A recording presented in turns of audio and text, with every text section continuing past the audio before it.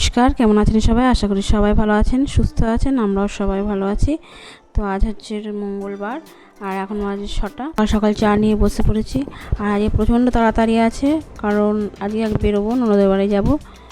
তো তাড়াতাড়ি কাজকর্ম সব সেরে, রান্না বান্না সেরে সব গুছিয়ে গাছিয়ে নিয়ে বেরোতে হবে। আজকে দুটো কাঁচা ছিল, কেচে নিয়েছি।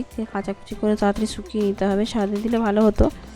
যাই হোক, তুলসী তলাটা ধুয়ে নিচ্ছি, দিয়ে অল্প একটু মুড়ি খেয়ে নেবো, টিফিনটা করে নেবো। করে নিয়ে তারপরে রান্না বসাবো। রান্না আজকে কিছু করবো না, একটু ঝোল ভাত করবো, হয়তো একটু ভাজা করবো, ব্যাস। আর একটু ঠাকুরকে ধূপটা দিয়ে নেবো, দিয়ে একটু টিফিনটা করে নিই।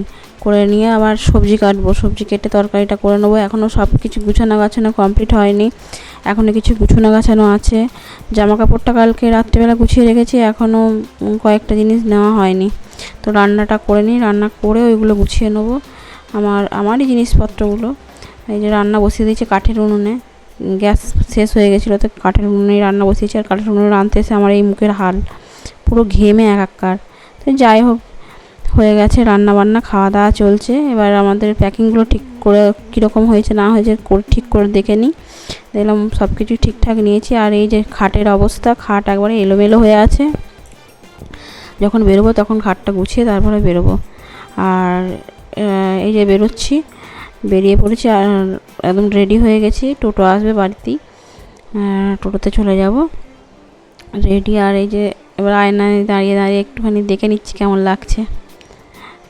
টোটোকে ফোন করেছিলাম, এক্ষুনি চলে আসবে। আর চলে এসছে, আমরা উঠে পড়েছি। আর এবার চলে যাব একবারে কালনা ঘাট পেরিয়ে, মানে গঙ্গা পেরিয়ে যাব শান্তিপুর, মতিগঞ্জ, তারপরে শান্তিপুর। এই যে মা গঙ্গার ফটোটা একটু ভালো করে তুলে নিলাম, ভিডিওটা করে নিলাম। আর এবার লঞ্চ থেকে নেমে পড়েছি। নেমে এবার একটু হেঁটে তারপরে আবার টোটো ধরবো।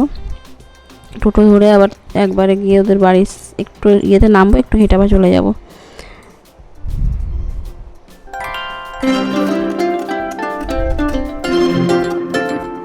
আমরা টোটো থেকে নেমে পড়েছি, একটু হাঁটছি, হেঁটে এবার বাড়িতে ঢুকবো। এই যে বাড়ির সামনেই বাড়ি দেখা যাচ্ছে, বাড়িতে ঢুকেছি।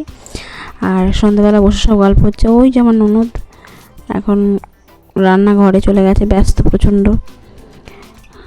আর আমার বরের টাকা আমিই দিচ্ছি, এদিকে ক্যামেরার সামনে দেখিয়ে যেন আমি কত বড় লোকস।